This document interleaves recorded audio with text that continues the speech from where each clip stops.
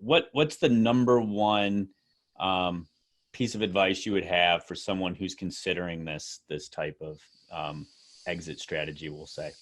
Yeah, so I'd say be early and connect with us and just clarify your vision for what you want your wealth plan to be. And that's just not just your wealth, but that's your time and your energy. That's where do you think the market's at? Like, do you think it's a buyer's market, right? Do you think it's a good time to buy? Do you think it's a good time to be in debt? And if so, just keep buying real estate right now. But if you think it's not, and perhaps you want to wait on the sidelines and have some liquidity, get out of debt and wait for what we call a deal to hit you over the head, then that's why you would use the Deferred Sales Trust, regardless if you're a baby boomer or if you're a professional. But essentially, if you connect with us, we're going to help you map out a wealth plan. And as part of that wealth plan, we're going to write a line down the middle of a piece of page, and we're going to say, continue as you are with a 1031 exchange, or continue as you are with a Deferred Sales Trust, or a mixture of both. And we're looking at all of the pros and cons side by side, and then let you decide what's best for you. And one of those, for example, is the estate tax. We're doing a deal right now, John, for a couple out of San Francisco. They're worth over $125 million, and they've been able to move $25 million outside of their taxable estate through estate planning. But that other $100 million is stuck in there. Well, guess what? If you continue with 1031 exchanges, you can't move it outside the taxable estate. I mean, you can do some family limited partnerships and you can do some gifting along the way, but it takes a long time and they can't get it out fast enough. Well, the intent is to get it out quickly, and the challenge is the 1031 doesn't give that to you. But the solution is the Deferred Sales Trust. And one single day and one single transaction, we can move all of the funds outside of the taxable estate. So let's give the ramifications of that. So if you're worth $22 million or more and married, or $11 million and you're single, anything above and beyond that's going to be hit with a 40% death tax, okay? It's known as the estate tax. By the way, it has nothing to do with the stepped up basis. Most people think, well, if I just get a stepped up basis, I die and I can walk away capital gains tax free. That's true for capital gains tax, but it has nothing to do with the estate tax.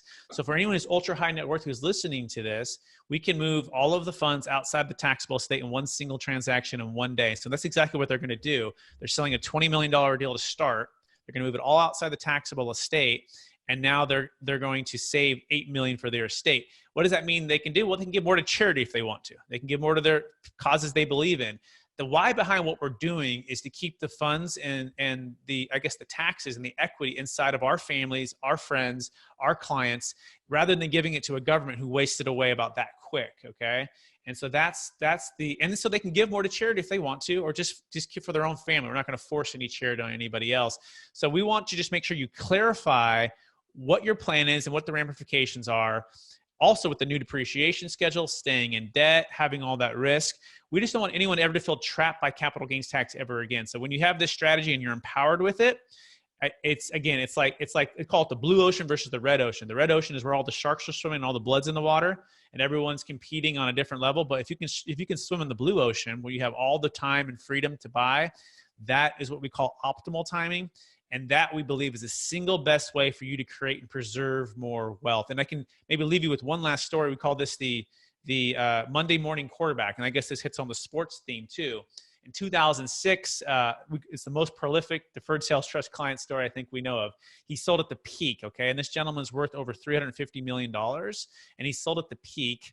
And he's a commercial real estate genius, expert. He's just made a ton of money in commercial real estate. And he moved his funds into the Deferred Sales Trust. And 5 years later, that same property he sold, John, was foreclosed on.